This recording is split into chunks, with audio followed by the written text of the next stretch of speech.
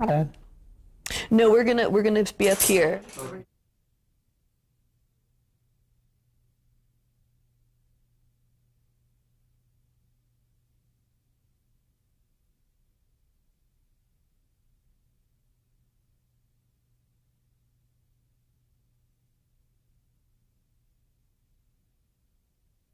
Okay, and we're back. So, we're in Shreveport. You're on the radio. Right. Now, take us through the next steps of your DJ career and how you came to meet Right. your next partner. Well, I was a disc jockey in Shreveport until I was discharged from the Air Force. I was lucky I got out a year early. I beat that part of the system too. Not only did I already have experience in my job when I came out of the Air Force, I saved a year. And I didn't have to do 4 years of reserve. Those details are easily explained, but they're kind of lengthy. I got out on an early discharge. I then came back to Shreveport to work at the radio station as a civilian, because I went back to New York after I got discharged, went to New York, and I decided to go to broadcasting school on 57th Street, Columbia School of Broadcasting. And I went there for about 2 weeks, and I realized there was nothing they could really teach me. They were teaching people about Lipton soup is really brisk, and all of that. And I didn't want to do that. I wanted to be a DJ. And I was already a DJ by definition. I already had an afternoon drive show with a 52 share. So what was I at school for? But I went thinking that was part of my plan. Okay, I didn't need that. I shut that down. Went back to Shreveport as now a civilian and worked there for about another year and a half. I had a friend from Shreveport at that radio station who had gone meanwhile to Boston in the sales department. He became the manager of a Boston radio station. Well, the name of the game in radio is move to the bigger market. Well, as soon as you get a job, you start making a tape to get your next job. So he knew me in Boston. He liked me. And he said, come on up. I'll find a place for you here. It's not a top 40 station, but I'll find a place for you. I went to Boston. This nice big market, an NBC station called WEZE, and they had the network still. The radio network was still part of life. There was daytime soap operas on the radio. There were 5-minute newscasts from NBC News, New York. So I became a board announcer, BOARD. I also became a board announcer, but I ran the board, did announcements, and I had a little bit of a music show at night with quote-unquote good music, not top 40. So I lasted there about a year, and I managed to get fired for a couple of reasons. I took the Cardinal off the air in the middle of the fifth sorrowful mystery of the Rosary, for one. He had paid for the whole 15 minutes, but he had gone over, and then NBC News was coming up next. I turned him off, put the news on. He called in a minute. He had an earphone. He had an air check going on in his ear. He called him. He says, I want to talk to the young man who took off the holy word of God. So I explained to him that he wasn't, the log stops at 7 and the NBC News starts. And I have to do, the log says it's an FCC document. So, but then I took the news unit down to New York and bought pot. And I was gone for the weekend with the news unit, and they didn't like that. Truck, so they fired me. Yeah, the news truck. Right. The mobile news unit with all the equipment in it. So they fired me, and that was good because a friend now who has come to Shreveport knows about me, and he's working in Fort Worth. He's now moved, George Falder. He moved to Fort Worth, and he called me, and he said, we got the #1 station in Fort Worth. We need you here. He knew my work. I went to Fort Worth and I got the 7 to midnight shift, which is I call the homework shift. Answered my own phones, did my own dedications, took them. This is for Sally and Will out at Northridge High School. Here it is, the new Jerry Lee Lewis. And we were #1 there. Now, while I was in Boston, I met Jack Burns, who lived in Boston and worked at that radio station where I didn't fit. He was a newsman and a morning guy. He and I roomed together with another guy, a salesman, 3 of us. And Jack and I realized we had a great comic affinity. The 2 of us would bounce off each other very easily. We drew each other out. We both did similar characters. We did working class kind of guys. We both did things. We would do little impromptu skits. They were great. We knew we had this thing. But I moved down to Fort Worth to take that job. So I'm down there and I'm just, playing my records and getting ready to have my next, I'll try and do some comedy in the local clubs here, Jack showed up. He said, I got He says, I just drove down from Boston. I got 4 bald tires. I'm going to Hollywood to give them one last chance at me. He wanted to be like James Dean. He was an actor, essentially. He had worked with Uta Hagen and or Herbert Berghoff, I forget. Anyway, he was an actor dude and was going to go to Hollywood. Brooding, dark, Irish, deep depression. Not really. Jack's a very happy guy. I don't mean to describe him, but he had those characteristics, He was really serious. And so Jack Jack walked in the radio station, started talking to me about this. That day, a news job had opened up in Fort Worth at that station. That day. And Jack got the job immediately. He had news experience in Boston. He'd interviewed Castro along with a lot of other people up there. And he had good news credentials and he had a great voice. He got the job. So he became my nighttime newsman. Now I'm on the board, running the board and doing my DJ show. He's doing the 5-minute newscast in there. And after work, midnight, there's a coffee house. We're now in the beatnik into hippie transition, pre-hippie, but definitely post-beatnik. And Fort Worth, being a little behind culturally, was in their beatnik phase. And they had a coffee house called The Cellar. And Jack and I would go there after work where they gave you vodka in cups. You could have, they'd sneak vodka to you if you were local media. And we got up on stage every night and improvised bits that we liked, that we did in the apartment. We shared an apartment. I had to move in with me. We actually got a bigger place. And we did bits, and we did dirty, filthy things. And we had the same audience every night, so it demanded us to change and to find things. So we became very inventive and creative, and we started saving the good bits, saving them up. Now, I want to say one thing that's important here about dreams coming true and television. At that time, Jack and we used to watch the Jack Parr Show.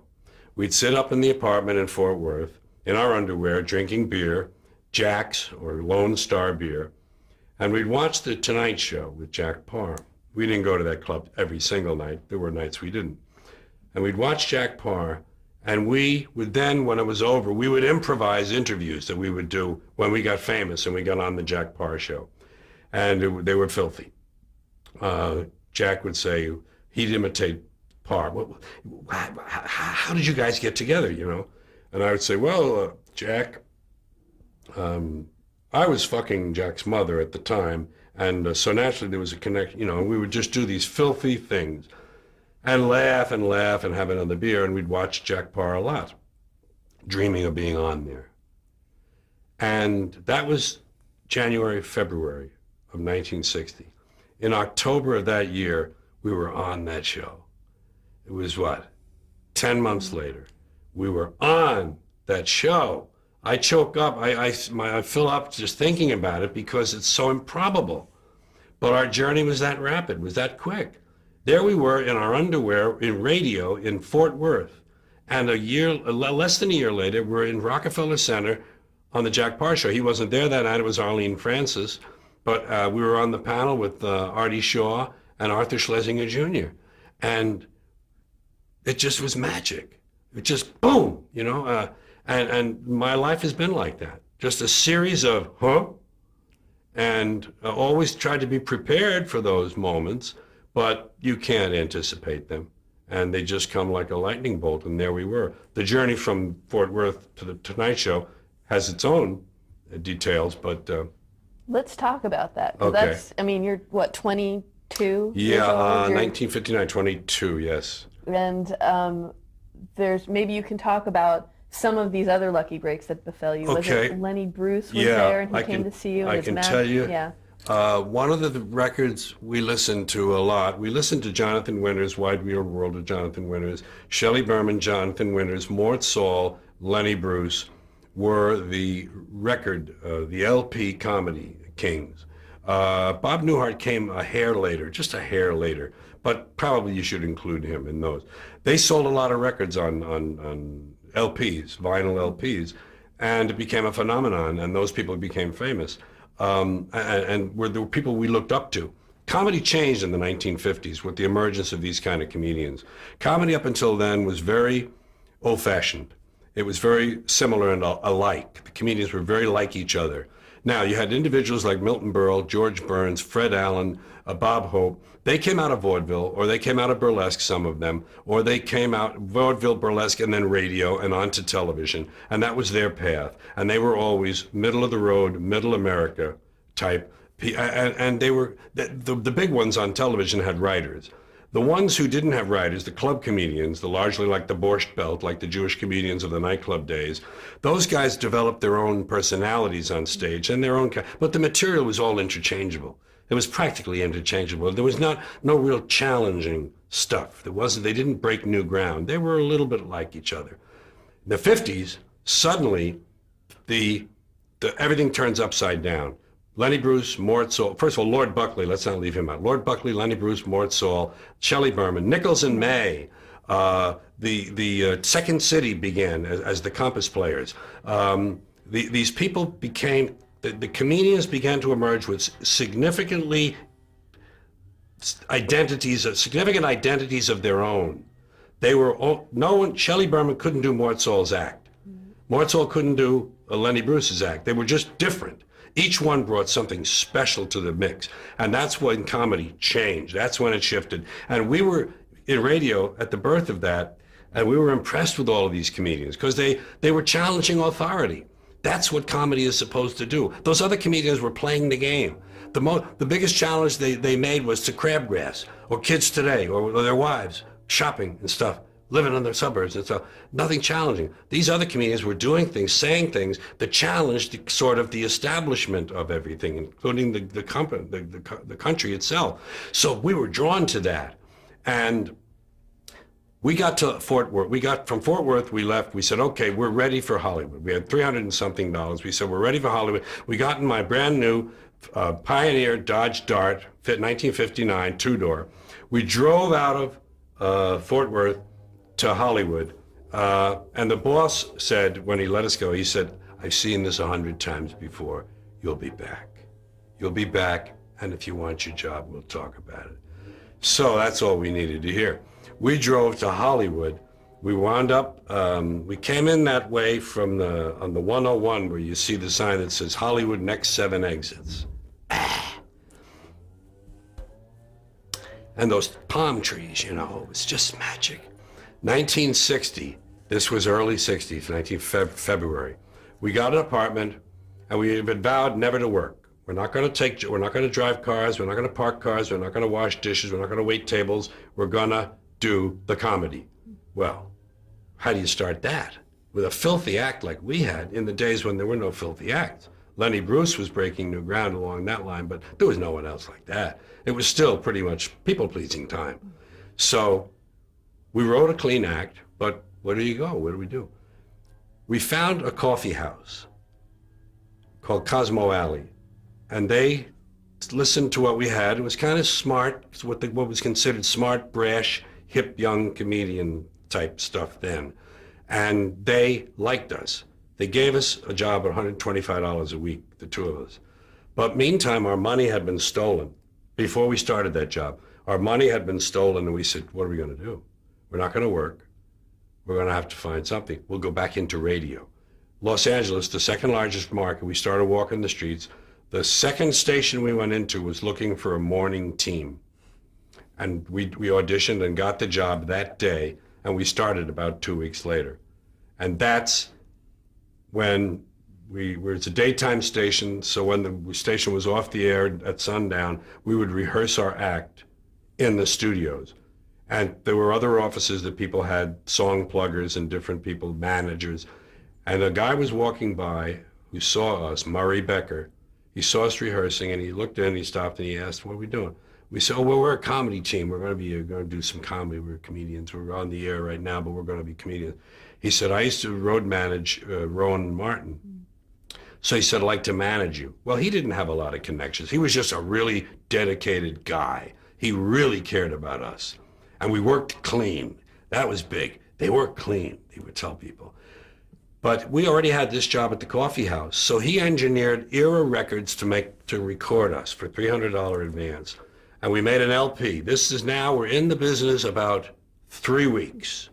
3 weeks in the business, we're making an album. It didn't go anywhere much, But on that album and in our act, I imitated Lenny Bruce and I imitated Mort Sahl because a coffee house audience would understand that. And I would do it Lenny Bruce and Mort Sahl. And Murray, the manager, had been in the Navy with Lenny Bruce. So he says, I'm going to try and get Lenny. I know Lenny and Honey. I'm going to try to get him to come in and see this show you're doing. And I know Mort Sahl's manager, Mill Debbing. I'll see if I can get Mort to come in. Well, Lenny came in with Honey, loved us, and was kind of probably complimented a little that we were doing an impression of him when he was, kind of like Fringe personality, really. And he got us an agency contract. GAC was then as big as William Morris, I think. If not as big, certainly a major player. GAC. We got a telegram suddenly that said, based on Lenny Bruce's rave reaction, hereby authorize West Coast office to sign Burns and Carlin exclusive representation contract in all fields. Jack Sobel. He was the head of it. 3 or 4 weeks now into the business, and we've got an agency contract with an international agency. And they got us a job in Chicago, and we left. We drove from LA to Chicago to go to a nightclub to work with Bobby Short. And when we were driving there in Oklahoma, there was a rainstorm ahead of us, and there was a double rainbow. And it was right over the road we were on.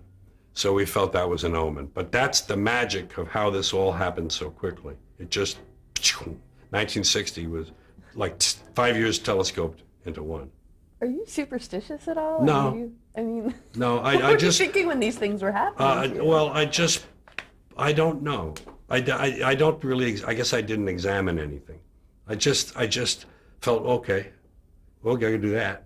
We got to do that now. I guess I got nervous every time we got an opportunity, but you felt good about yourself. Absolutely. Yeah. Yeah. So I think that was the difference. Yeah. I guess I felt deserving in a stupid way, not in a large ego way, but in a way of, oh yeah, okay, yeah, that's good. This will be good. I'll do this. Was it an exuberant, youthful arrogance maybe at the time? Not so much that. No, it was. You know what? There were no limitations. I didn't live with limitations in my mind. So when they didn't appear, it just seemed ordinary and natural to me. It was just I dreamed of dreams, and they seemed to come down the road to me, and it was just luck, And I mean, luck is an odd word. It's just chance, I guess. In mathematics, it's just probabilities. These things can or cannot happen, and sometimes they do. Well, you started a life off with a pretty good probability, so I guess it stayed with you. It's an absurd, and there have been a number of other parts of my life where this is echoed and shown itself. So now, is this the agency that now has fulfilled the next dream, which is to be booked on the Jack Parr Show? How does this come about?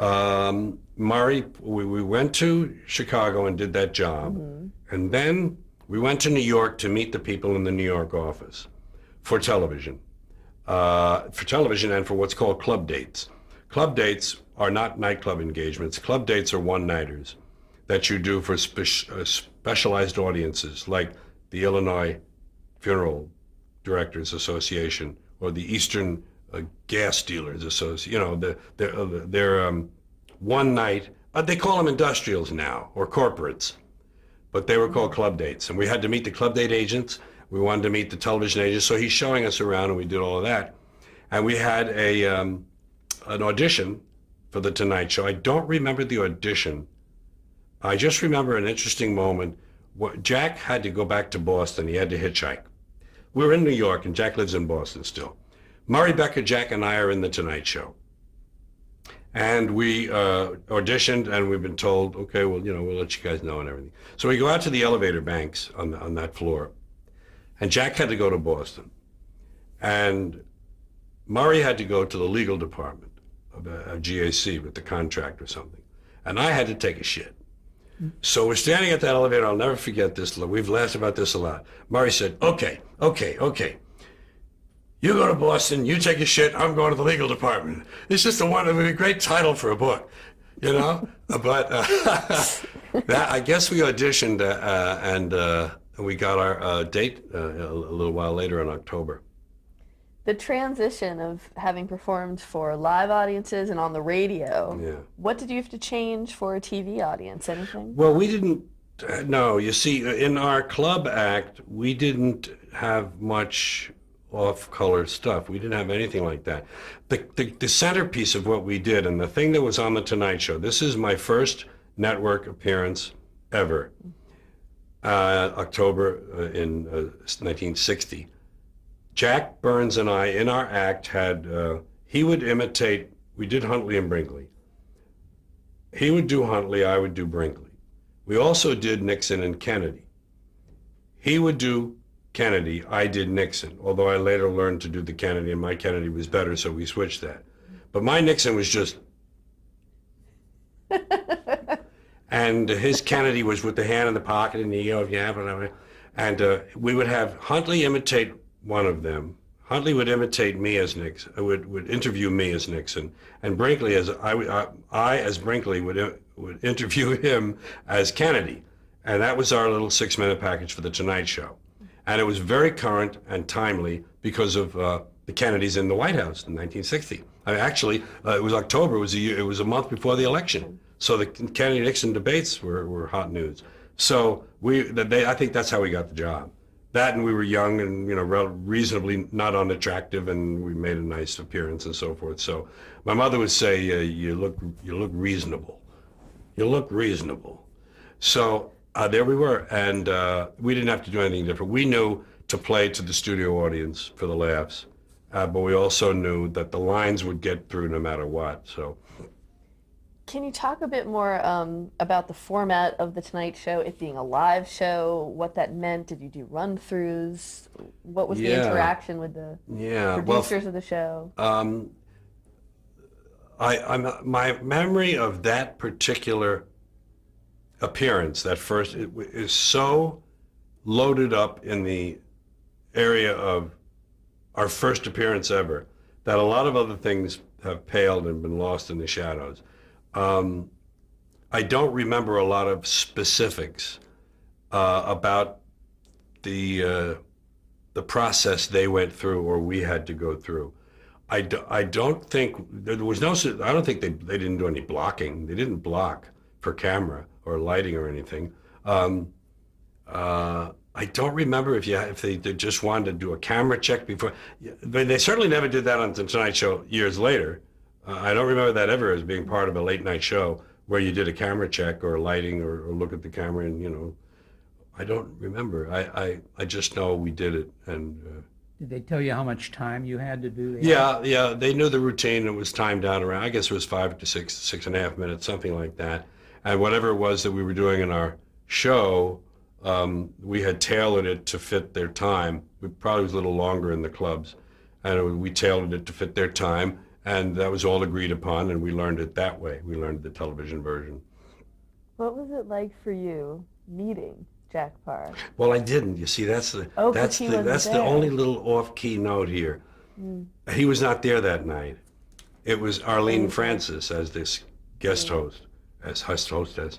And on the panel, it was, like I say, Artie Shaw and Arthur Schlesinger Jr. And actually, we didn't go on the panel. We didn't sit on the panel. It was, when you're new, you just say, "There they are. Thank you very much. Okay, see you later." And you go away. That's what we did. But you were on the show again as a single.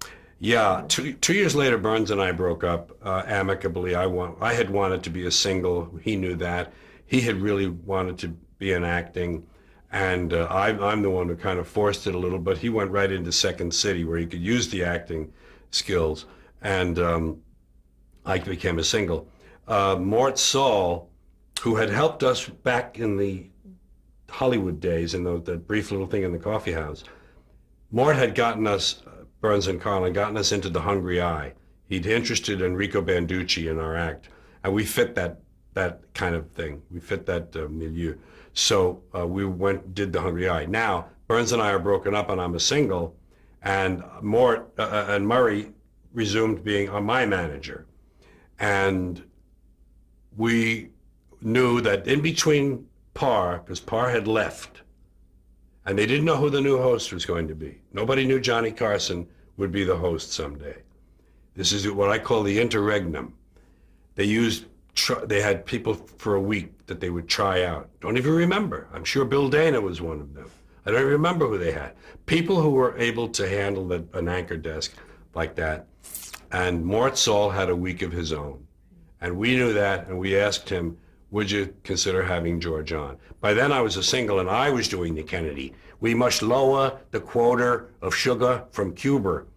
And I went on and did my Kennedy. I was working that week at the Living Room in New York, a nice supper club on 2nd Avenue. So I just picked up from Burns, and my career just continued to go well for a couple of years until the magic changes all begin to show up. And we'll get into that. Yeah. Tell us about your act, though, on the Tonight Show. What kind of thing did you do? I did the Kennedy only. I did just the John Kennedy. Yeah, I'm pretty sure that's what it was. I don't have a kinescope of that one. Someone has gotten me a kinescope of the Burns and Carlin. It's buried in storage somewhere. But I don't have one from 1962 with Mort. Was this your first TV? First solo, first single appearance, yes. Do you remember the reaction to your on-screen appearance, the audience there, Well, the audience nationally? No, but I have no reason to think it wasn't a normally good one. I mean, they didn't, tear the lights down, and they didn't come after me. So somewhere in between those two things. Now, you're making your living now as a touring comedian. Stand-up, yeah. And you're continuing to get booked on these big shows. You were also booked on the Sullivan Show. Well, we're going too fast. Oh, we are? Okay. 62 to 65, I had no television at all. They say, boy, he's on the Tonight Show, he's on his way. No. On the Tonight Show, nothing happened. Huh. Nothing happened, except they could put it in the ad when I went to Allentown, as seen on the Tonight Show. Cool. The Allentowns were still out there, and someone had to do them. So I continued to work from the momentum from Burns and Carlin breaking up. I had contracts at the Playboy clubs that Burns and Carlin hadn't fulfilled that I took over. One of them included being on Playboy After Dark. I think that was the first incarnation of Hef's show was called Playboy After Dark. Later on, I think it was called Playboy Penthouse. Mm-hmm. I was on that first one. I have a kinescope of that somewhere. And I just drifted. And I finally ran out of the Burns and Carlin momentum. And I'm going to Indianapolis to work at the Embers with Ann Richards, which is a good job and a great club. But who understood me in Indianapolis in the 1960s? No one. No one. I can remember people just sitting there like this in a nightclub. I can remember awful times when you're not known and when you're doing something, quote unquote, a little avant-garde, a little bit in a new direction, let's say. They don't, most run-of-the-mill, rank-and-file citizens didn't know, didn't care, didn't understand. There was a touch of irreverence in it, and I'm sure that was off-putting. I can remember doing the supper show. That means there are still dishes on the table. There are still coffee cups being placed down on saucers. There are spoons and forks dropping onto plates. And I can remember in the stone silence practically having to do 25 minutes. And the only reason you don't lose heart is because you remember the good nights. You say, well, I understand why this is happening here, now. I'll just remember the good nights. And that was part of the seed was being planted in me that I was in the wrong places, doing the wrong things. But I did hold on, and I didn't want to keep going to Indianapolis and spending the whole week's pay getting there and back and having a little, what they call an efficiency apartment for a week, or something where you could keep something cold. So I said to my wife, and we had an infant baby, I said, I've got to take a stand in New York. I've got to take a stand and get on the Merv Griffin show. I've got to do television here. And it means I have to go somewhere to clubs to work out. I have to figure this out. There were no comedy clubs. There were only coffee houses. Coffee houses had hootenannies. Hootenannies were once a week when the coffee house didn't have its usual folk singer or two, and they had an open mic as it were, amateur night, but people who were somewhat accomplished, people with a leg up professionally. And I started doing that. I did 2 of those, and an owner of a club saw me and he says, I want you over in the Cafe Au Go-Go. I spent 2 years there, working sometimes 2 nights a week, sometimes 1, sometimes a week, sometimes a month off, sometimes 3 weeks off, sometimes 4 weeks in a row, sometimes opening for somebody, sometimes being the only person, sometimes getting $5, sometimes getting just a hamburger, sometimes getting $50, sometimes getting $100 for 2 nights on the weekend because I was opening for someone. And I was spotty. It wasn't regular, but it was there, and it was definite, and it was a gymnasium, and it was a laboratory for me. It was a place to work on my television bit that I needed a bit to get onto TV. Merv Griffin was my best bet. I honed this piece called The Indian Sergeant, and Richard Pryor worked in this place with me. We're both unknown.